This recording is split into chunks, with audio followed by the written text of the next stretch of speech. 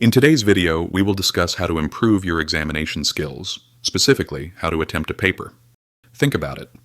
Students study for an entire year and get around 10 to 11 months to prepare. Yet despite completing the course, attending school regularly, and joining academic support programs, many still struggle with how to attempt the paper properly. Today's video is all about how to attempt a paper effectively so that by using a skillful approach, you can secure good marks. The first thing in paper attempting skills is knowing how to structure your paper.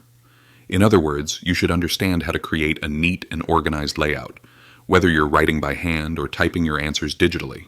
You can also say that the key is to impress the examiner who is checking your paper. When you inspire the examiner, what happens? They award marks generously.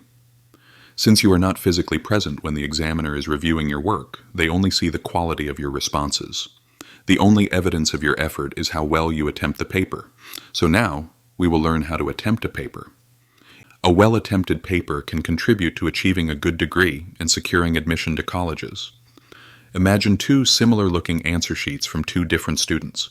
Both have the same quality of paper and similar handwriting, or digital formatting. However, one student receives 10 out of 10 marks, while the other gets only 3 out of 10. Looking at the marks alone, it's evident that there was something in the first student's paper that impressed the examiner. Our task today is to identify those reasons. Key points for impressing the examiner. Many students attempt their papers in such a way that even they cannot understand their own answers when they review them. If you yourself cannot understand your paper, how can the examiner, who has never met you, understand it? Neat and clean means writing or formatting in an organized and readable manner. Whether you're using a digital device or traditional pen and paper, clarity is key. Use proper headings. Always include relevant headings while answering. Avoid excessive headings. Don't write a heading for every single sentence. Only use necessary ones. This tip works for both typed and handwritten responses. Utilizing page space efficiently. Many students leave unnecessary blank spaces in their papers. Whether you're working on a digital document or a paper answer sheet, use the full width of the page effectively. Remember, the examiner can tell if you are merely trying to fill pages without adding real content. Examiners are impressed by students who answer precisely what is asked. Weak students tend to write unnecessary details when they don't know the answer. For example, if a question asks about the North, a weak student might write about the South instead, just to fill space. A good student will answer accurately and concisely. Time management and conciseness. Some students struggle to complete their papers on time. This usually happens when they write unnecessary details instead of focusing on what's asked. If a 2-mark question is asked, don't write 6 pages for it.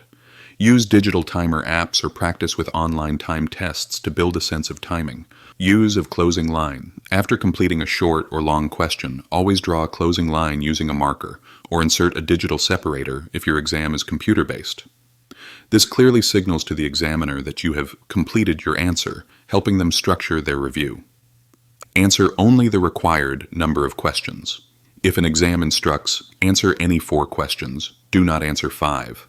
Some students think the examiner will check the best 4, but that is not true. The examiner will only evaluate the first 4 answers. Order of answering questions. Now, here's the key. Many teachers advise attempting your best question first. However, it's better to start with your second best question and then move to your best answer. Why? When the examiner reads your second best answer first, they get a good impression. Then, when they read your best answer second, they are even more impressed. For the third question, don't save your toughest or worst question for the end. Instead, attempt it as your third question. By that time, the examiner's confidence in your work is already high, and you still have enough energy to give it a solid effort. Revision. After you finish writing, always take a moment to reread your paper. Check for mistakes, clear any ambiguities, and make sure your answers are neat and complete. A quick revision can often help you catch errors that might cost you marks. Whether you're reviewing a digital document or a handwritten sheet, a second look is invaluable. Proper stationery and digital tools. Think of it like a soldier preparing his equipment before battle. Make sure you have the proper stationery, whether that's a reliable pen or a well-functioning computer tablet for digital tests, before you enter the exam hall. Having the right tools is essential. And for digital exams, check that your device and internet connection are reliable.